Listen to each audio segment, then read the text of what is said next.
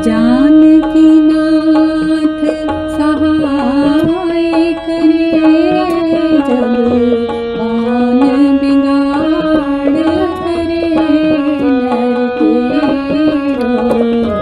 जानकी नाथ। पुराने समय में एक राजा था। राजा के पास सभी सुख सुविधाएं और असंख्य सेवक सेविकाएं हर समय सेवा में उपलब्ध थे। राजा को किसी भी चीज की कमी नहीं थी।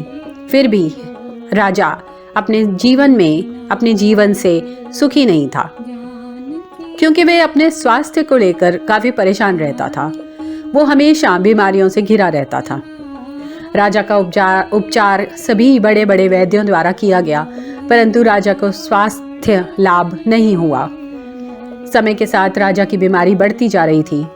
अच्छे राजा की बढ़ती बीमारी से राज दरबार चिंतित हो गया। राजा की बीमारी दूर करने के लिए दरबारियों द्वारा नगर निगम में ऐलान करवा दिया गया कि जो भी राजा का स्वास्थ्य ठीक करेगा उसे असंख्य स्वर्ण मोहरें दी जाएंगी।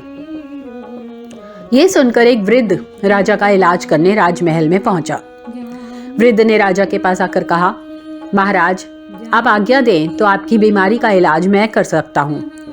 राजा की आज्ञा पाकर वो बोला, आप किसी पूर्ण सुखी मनुष्य के वस्त्र पहनिए, आप अवश्य स्वस्थ और सुखी हो जाएंगे। वृद्ध की बात सुनकर राजा के सभी मंत्री और सेवक जोर जोर से हंसने लगे। इस पर वृद्ध ने कहा, महाराज, आपने सारे उपचार करके देख लिए हैं, ये भी करके देख लीजिए, आप अवश्य स्वस्थ हो जाएंगे। राजा ने उसकी बात से सहमत होकर के सेवकों को सुखी मनुष्य की खोज में राज्य की चारों दिशाओं में भेज दिया, परंतु उन्हें कोई पूर्ण सुखी मनुष्य नहीं मिला। प्रजा में सभी को किसी न किसी बात का दुख था। अब राजा स्वयं सुखी मनुष्य की खोज में निकल पड़ा। अत्यंत गर्मी के दिन होने से राजा का बुरा हाल हो गया और वो एक पेड़ की छाया में विश्राम के लिए रुका। तभी राजा को एक मजदूर इतनी गर्मी में मजदूरी करता दिखाई दिया। राजा ने उससे पूछा, क्या आप पूर्ण सुखी हो? मजदूर खुशी खुशी और सहज भाव से बोला, भगवान की कृपा से मैं पूर्ण सुखी हूँ। ये सुनते ही राजा भी अति प्रसन्न हुआ। उसने मजदूर को ऊपर से नीचे तक देखा तो मजदूर ने सिर्फ धोती पहनी थी और वो कड़ी मेहनत से पूरा पसीने से तर था। राजा ये देखकर समझ गया कि श्रम करने से ही एक आम आदमी भी सुखी है और राजा कोई श्रम नहीं करने की वजह से बीमारी से घिरा है।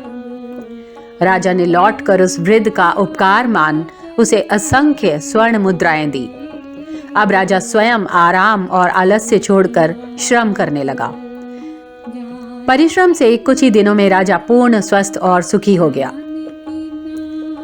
कथा का सार ये है कि आज हम भौतिक सुख सुविधाओं में इतने रम गए हैं, भौतिक सुख सुविधाओं के इतने आदी हो गए हैं कि हमारे शरीर की रोगों से लड़ने की शक्ति क्षीण होती जा रही है। इससे हम जल्दी ही बीमारी की गिरफ्त में आ जाते हैं।